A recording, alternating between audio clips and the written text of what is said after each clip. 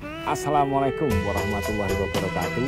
Hari ini sore-sore Pak Muklis, saya bertemu dengan juragan beras dari Giwiring.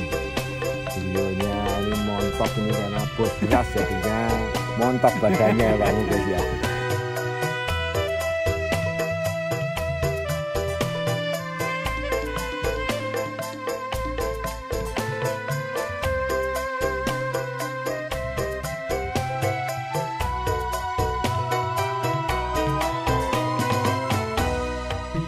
Ya Pak Muklis, juragan bos beras yang ada di Giwiring, Kabupaten Klaten. Nah, mungkin sekarang ini banyak sawah juga nanam, juga ada yang panen ya Pak Muklis ya. Ya, sebagian dari panen. Gambarannya seperti apa Pak Muklis sekarang ini musim panen ini, padi gimana, bagus atau tidak Pak Muklis? Ya, panen sebenarnya bagus, Nah, tetapi hasilnya dijual itu tidak seperti yang diharapkan petani, dalam artian untuk harga itu jatuh, dalam artian ya naik turun lah, tapi cenderung di bawah di bawah standar lah menurut saya seperti itu. Karena saya juga nggak tahu ini barang itu melimpah. Barang itu melimpah, tetapi penyerapannya kurang, gitu loh. Kemarin pada saat di Bulog dan lain sebagainya sebagai penyangga pangan ya, Bulog kan sebagai istilahnya penstabilan harga di Bulog. Menyerap panen masyarakat. Lah, ini sampai sekarang ini belum ada penyerapan untuk pengadaan menyerap gabah maupun beras. Tapi juga, kenapa Pak? Saya kurang tahu kebijaksanaannya, mungkin bisa dilihat di gudang-gudang Bulog mungkin Penuh? Tidak. Jadi kosong. Kemarin mungkin terserap untuk PPKM itu aja, dari beras di tahun 2020 di repros, kemudian di 10 kilo, terus kemudian barang yang di pengadaan di 2021 langsung dikemas untuk disalurkan untuk kegiatan PPKM. Ya. Sekarang berapa sih harga Pak? Kalau Pak Muklis beli gabah apa langsung beras Pak Muklis biasanya? Ya saya glosor itu gimana bahan. Jadi di atasnya PK. Jadi beras digiling, gabah digiling 2 kali, terus kemudian masuk ke poles 1 kali, kita serapnya di beras glosor tadi. Jadi keuntungan kita, mesin kita bukan dari gabah tetapi rice to rice. Jadi kita memanfaatkan teman-teman anggota-anggota penggilingan khususnya di Kabupaten Klaten yang mempunyai penggilingan yang dari gabah, giling, kemudian kita serap di glosornya. Jadi mereka dapat katol dari sekali dia giling, kemudian kita serap, kita beli untuk kita jadikan beras lewat alat namanya rice to rice tadi, beras ke beras, untuk bahan baik premium maupun medium juga bisa. Lah, yang setahu Pak Muklis, gabah itu sekarang dari petani berapa Pak Muklis? Gabah rata-rata itu kemarin tuh 4.000 terus naik jadi 4,5.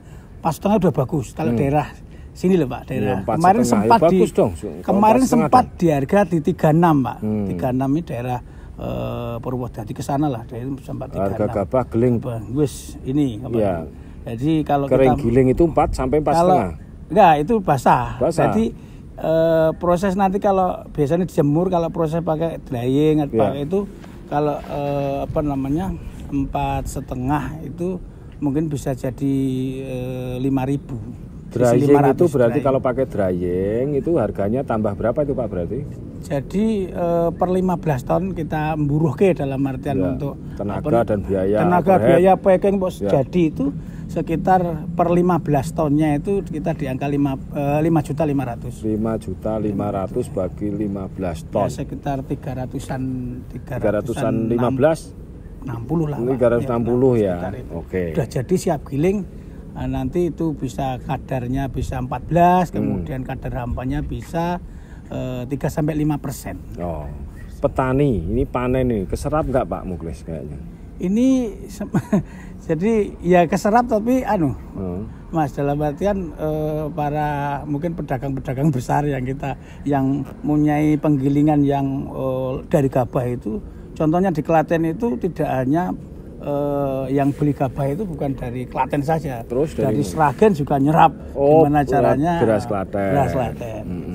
Tapi harganya baik ya. Harganya lumayan. Sekarang harganya baik kok enggak? Sekarang ya dibilang baik juga enggak, standar lah, enggak begitu. Standar. Ya. Ada yang artinya begini, artinya tidak seperti yang diharapkan petani karpe satu patok misalkan bisa 7 juta atau biasanya 6 juta. Berapa? Petani biasanya satu patok berapa? Satu patok biasanya bisa 7. Sekarang paling 3-4 sekitar itu. 3-4 juta. Berarti turunnya 50% ya, dong. Sekitar itu. Berarti nggak bagus dong Pak Muklis.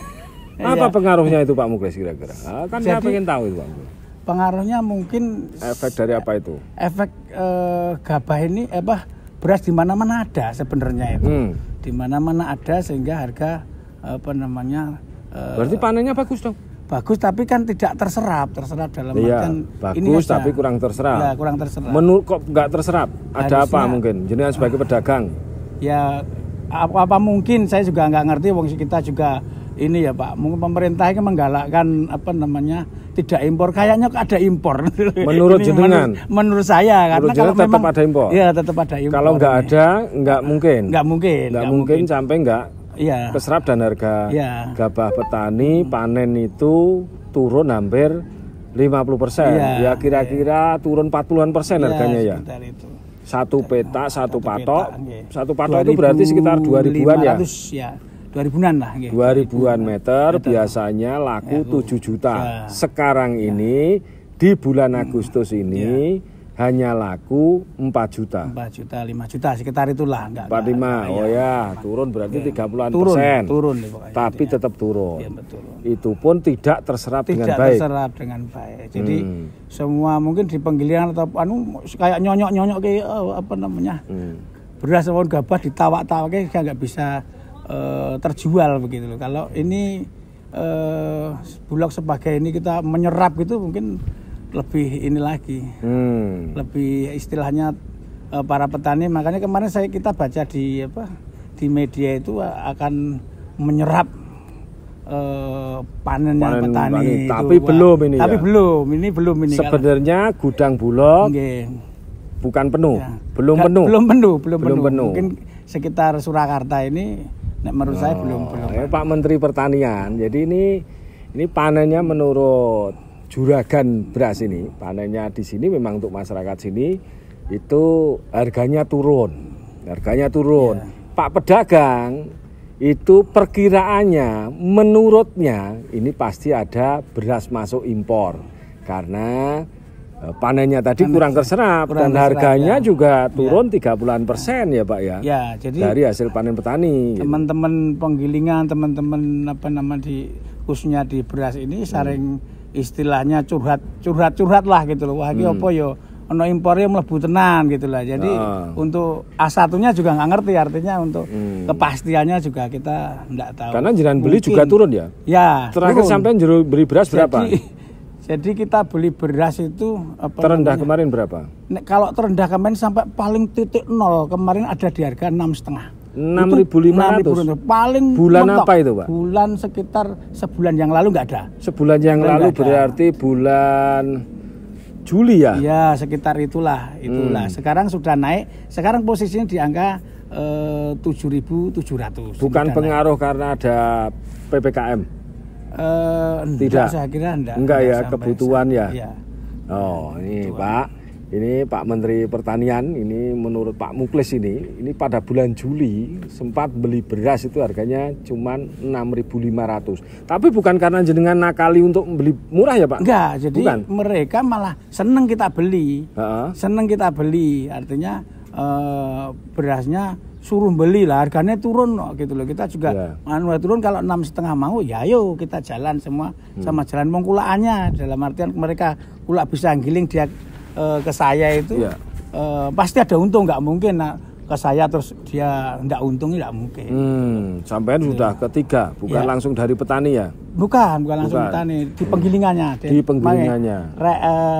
Di jenazah 6.500. Jangan-jangan di penggilingan hanya berapa Pak kira-kira? 6,3? Bisa juga dia untung, bahkan di bawahnya itu karena transport ini dihitung naik turunnya segala macam. Berapa kita? 66 naik 62 lah menurut saya. 62, berarti beda 300. 300 itu kira-kira untung biaya untuk transportasi dan naik turun ya Pak ya. Iya. Nah, sekarang di bulan Agustus ini sekarang udah berapa harganya? Ini sekarang kalau di memang kalau di Klaten memang agak tinggi. Kalau di lain daerah itu rata-rata dia minta misalkan Purwodadi, kemudian Demak itu paling 77 sudah siap, cepet Pak gitu dalam artian. Tapi beras bagus itu, premium itu? Belum.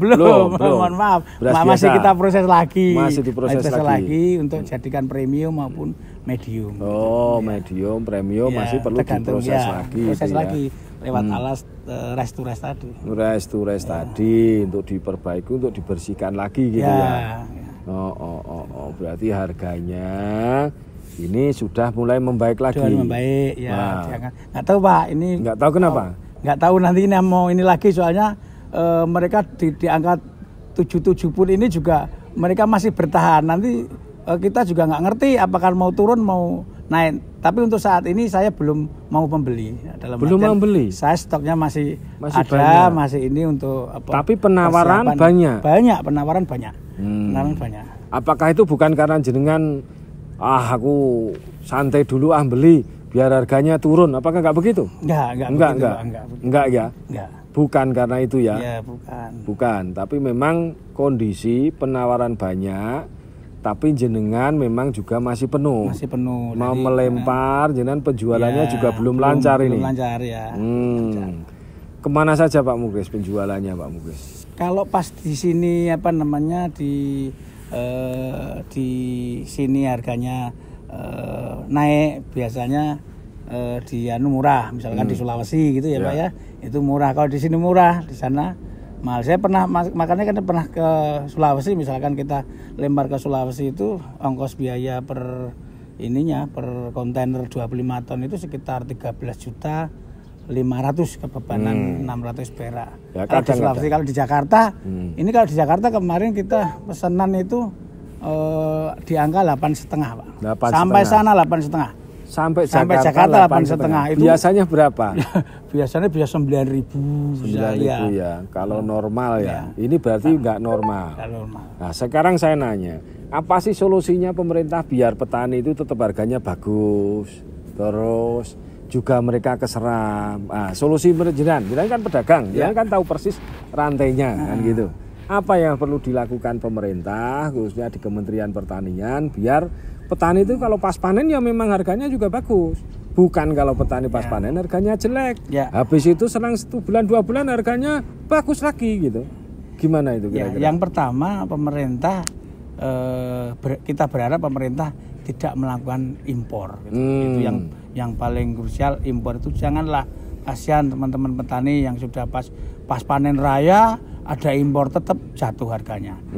Artinya agar supaya harga juga ikut stabil, itu petani juga istilahnya bisa ketawa,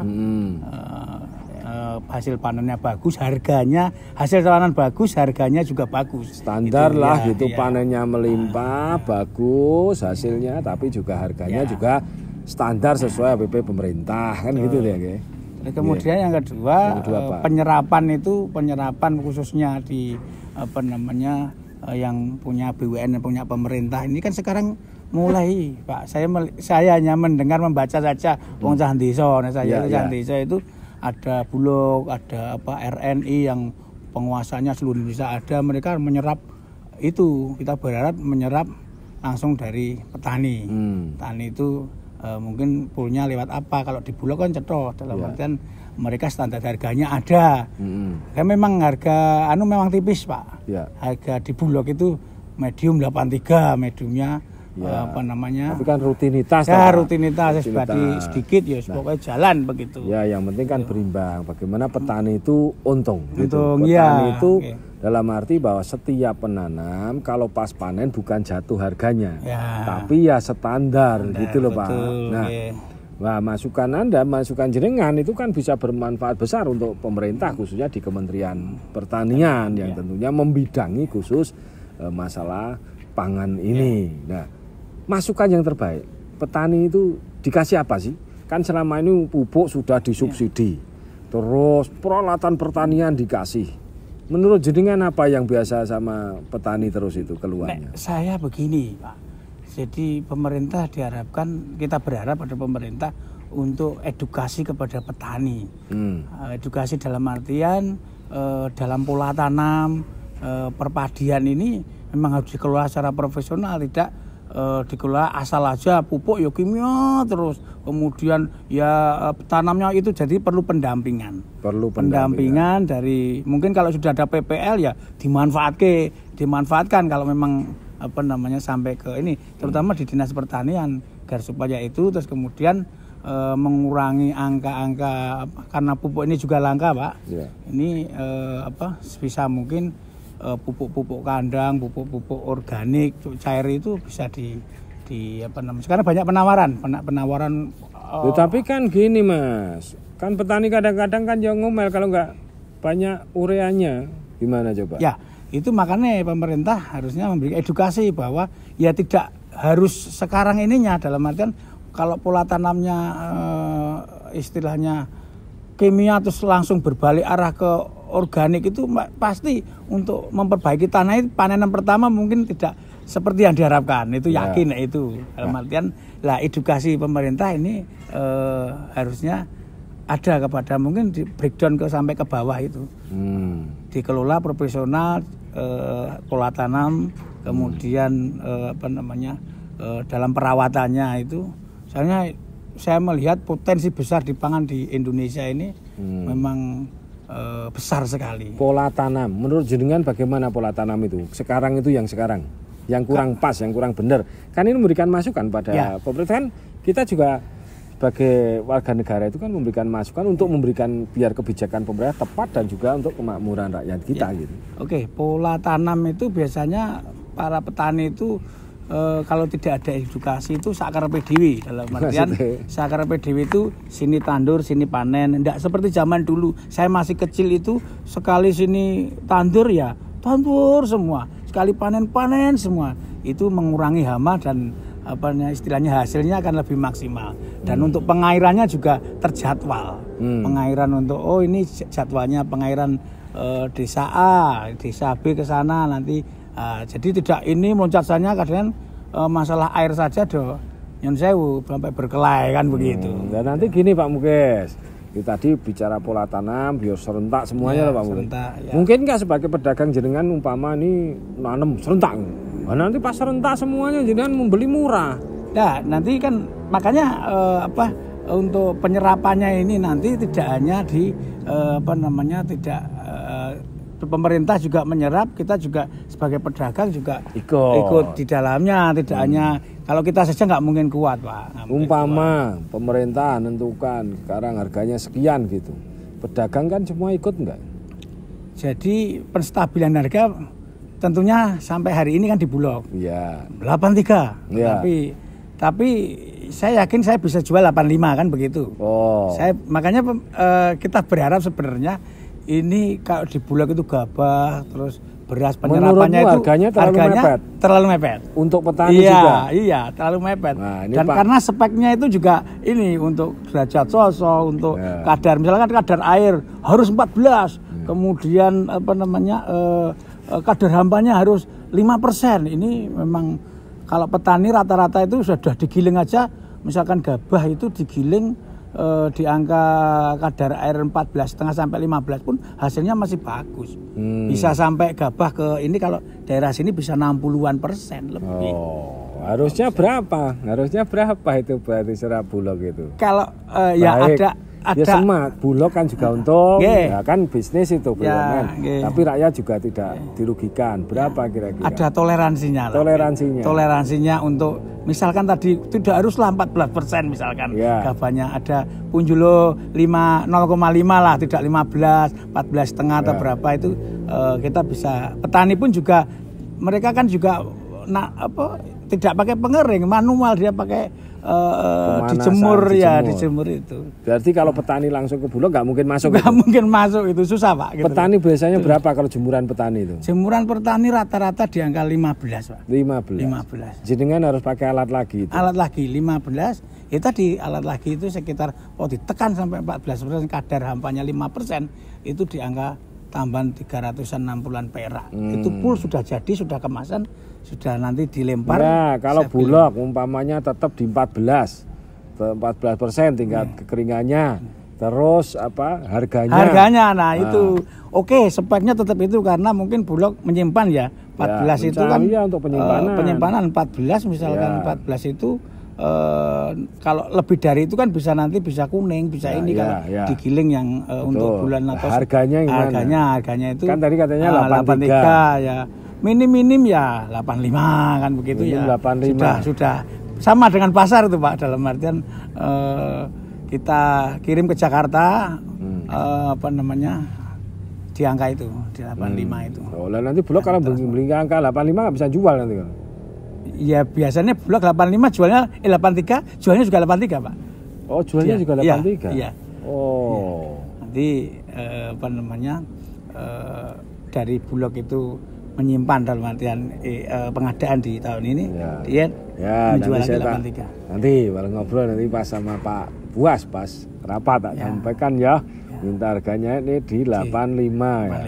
Oh, biar petani juga terlalu mepet karena tingkat kekeringannya Pak Buas, tingkat kekeringan 14, harganya 83 itu petani mepet ya. Sulit ya. Nah, ini adalah masukan. Masukan semoga nantinya pemerintah mau melakukan semua juga demi masyarakat kan gitu. Jadi menurut jenengan tadi pola tanam, terus pemupukan ya. Kalau itu nggak disubsidi gimana toh Pak? Wah, samsel jebol Pak. Samsel jebol kenapa? Dalam artian kalau pupuknya tidak bersubsidi, jual udah komyeng. Dalam artian saya juga nggak ngerti juga petani itu meskipun rugi tetap dilanjut. Jenengan bisa ke bawah. Oh kemarin wes turannya berapa rata-rata itu hanya maro misalkan yang punya sawah ini bukan petaninya tapi bukan pemilihan langsung kemudian udah ragat sudah ini tetapi ya itu tadi hasilnya itu 0 0 wes tinggal ini dilakoni besok nandur padi lagi gitu. Berarti menurut jenengan selaku pedagang dan sering bertemu dengan petani saat ini ada impor masuk gitu menurut ya, menurut saya seperti itu. Karena harganya tidak memang sudah 2 bulan 3 bulan ini. 2 bulan 3 bulan. Jenengan berharap apa itu? Kita berharap ada impor. Enggak ada impor lah kalau jangan ada kasihan ya sama petani ya. Jadi dulu pernah ada kita Pak Menteri itu mau impor ya, mau ekspor beras. Yang kemarin mungkin di Sragen ada yang ekspor ya ada. Tapi saya enggak lah ya, cuma hanya berapa tok gitu loh. Lah ini makanya kalau nanti hasilnya bagus melimpah otomatis kan juga kalau dilempar keluar kan juga ini namanya ya zaman dulu itu ada swasembada pangan lah bahasanya seperti itu. Berarti kita kurang dalam rangka memanajemeni para petani karena sekarang pola tanamnya seenaknya gitu ya. Itu sangat berpengaruh terhadap kemampuan produksinya baik karena mungkin banyak penyakit, banyak hama dan lain-lainnya ya Mas Muklis ya. Nah, harapan jenengan harganya baik terus ya. Harganya baik. Nah, harganya petani mesake ya kalau panen kasihan, mesti elek ya. Kasihan ini Pak. Yang menjeritnya kepada siapa kan begitu. Saya kira yang bikin murahin jenengan. Enggak. Kita standar ini rata-rata begitu. Dia ini pasaran sekarang sekian. Ya tahun Juli juga sekian. Makanya kita siap lah dalam artian dengan keuangan kita menyerap daripada menyerapannya ya hanya berapa gitu loh. Kalau Bulog kan dananya besar. Kata kita kerjasama bisa langsung ke lempar ya enak gitu loh. Ya semoga paman tidak ada impor. Tidak ada impor. Intinya itu Pak, tidak ada impor itu. Tapi dicurigai sama pedagang ini, pedagang mencurigai bahwa ada impor kan gitu kan. Ya, semoga nggak ada impor. Semoga baik. Oke, terima kasih ini obrolan saya bersama Pak Muklis. Ini bos beras ini. Kalau mau pesan beras ini mau berapa ratus ribuan ton siap. Siap. Ya, pedagang yang cukup besar di kabupaten ini. Semoga ya bermanfaat. Bantuin petani Pak Muklis. Ya, siap. Jangan ya harganya ya gitu. Semoga nggak ada impor juga pesannya dari Pak Muklis. Pedagang kasihan sama petani ya. Saya terima kasih Pak Muklis sudah hadir ketemu saya ngobrol sore ini. Semoga ibunya sukses, Amin. sehat, petani juga sejahtera, panennya baik, harganya juga baik. Bukan pas panennya baik, harganya kurang baik ya Pak Muklis ya. Oke, terima kasih ya Pak Muklis ya. Sampai jumpa lagi kapan-kapan ada waktu. Pikirku judek, hatiku bingung.